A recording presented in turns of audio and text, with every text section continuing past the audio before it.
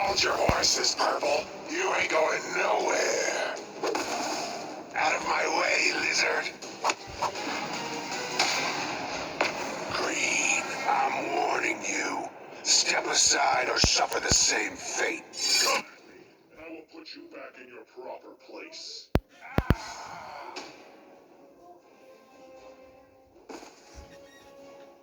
You're all just stepping stones. I won't rest until I reach him. Then you'll have to go through me. You don't understand. I had no choice. There are things about this place that you don't know, Blue.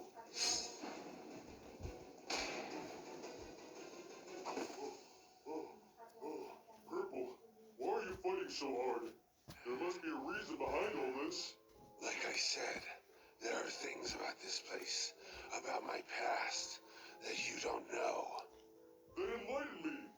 Fine, I will tell you my story, Blue. And at the end of it, if you still wish to fight me, then so be it.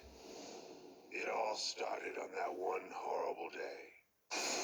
The day of the fire. That was the day that I was left alone in this world. My mom, my dad, my brother. I had lost everything. My family didn't have much, and what we did have was burnt up in that flame. But I'm a survivor, you see. From there, I moved from foster home to foster home, meeting new families and playing them for suckers. I was constantly on the move. If I ever stuck in one place for too long, I started to have nightmares of my old home, my old family, and the fires that swept them all away.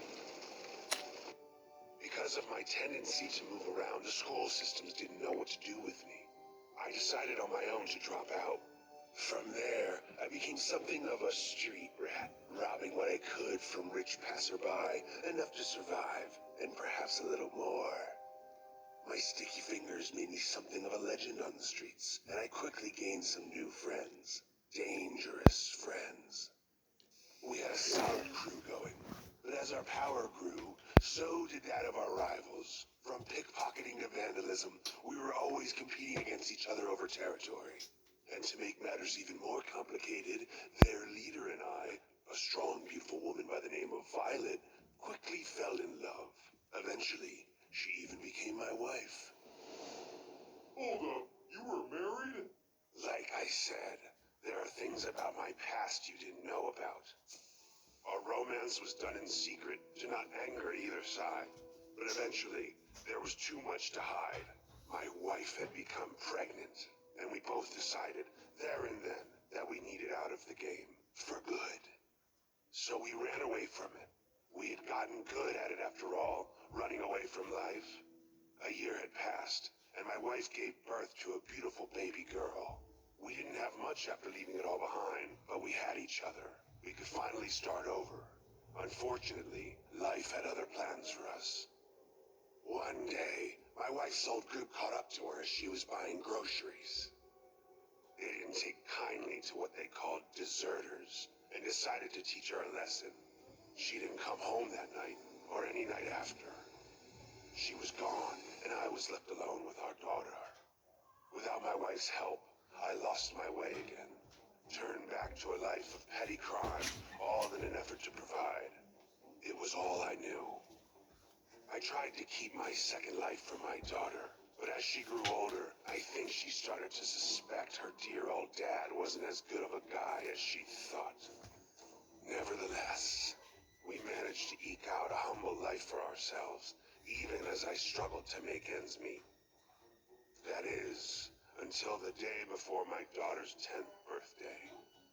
It was at this time that I first heard the name Rainbow Friends. Apparently, it was all the rage amongst my daughter's classmates. I knew there was no way I could afford to take her there, and I told her as much. She understood, but I could tell deep down that she was disappointed. I resolved to myself that if I couldn't bring her to the Rainbow Friends, then I could bring the Rainbow Friends to her. That night, I made my way to the play place. The place looked abandoned, completely run down. Regardless, I busted in and started my search.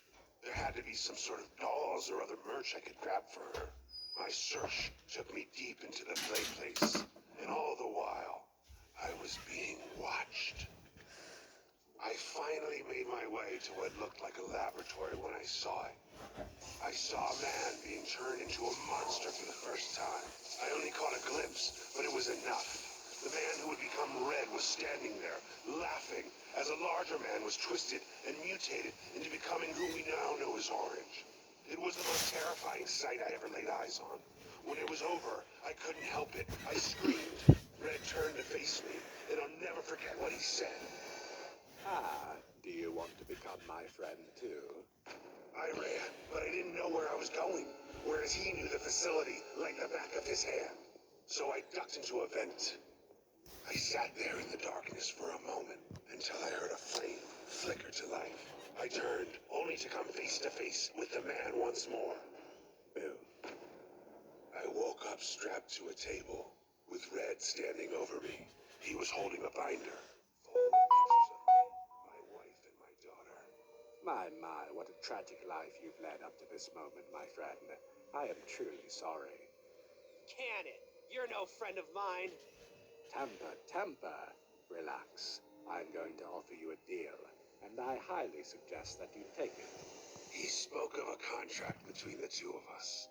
He would provide for my daughter, making it so that she would never want for anything in this world ever again. He had a plan to get his riches back to accomplish this, and how I would play a key role in it. Of course, he explained, in order for this plan to succeed, my daughter could never know what happened to me. I knew I could never provide for her. I was nothing but a low-life thief, and so I accepted the terms. Flash. I might have screamed, but I can hardly remember. Before I knew it, my limbs had grown long and gangly, and my skin became purple.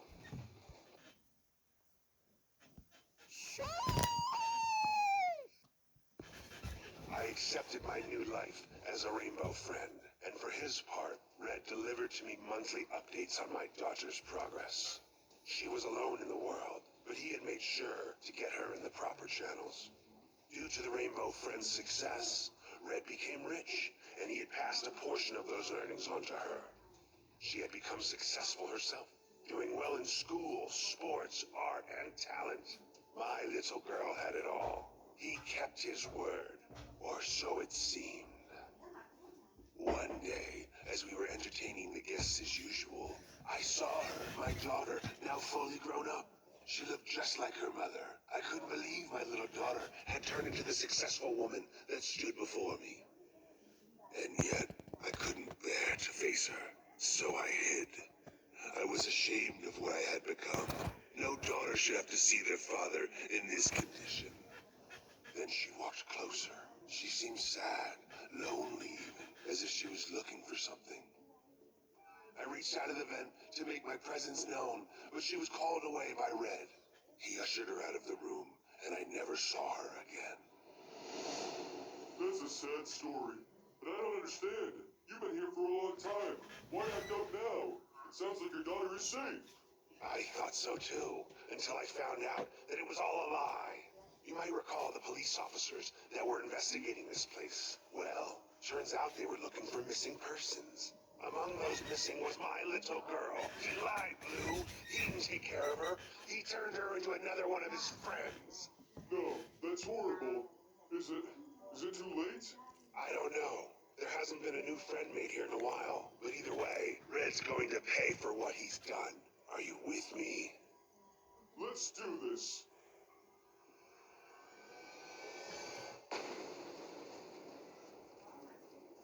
Red, we gotta talk. Yeah! Ah, Purple. I was hoping you would join us. Us? Let me go! Please! No, you monster! Let her go!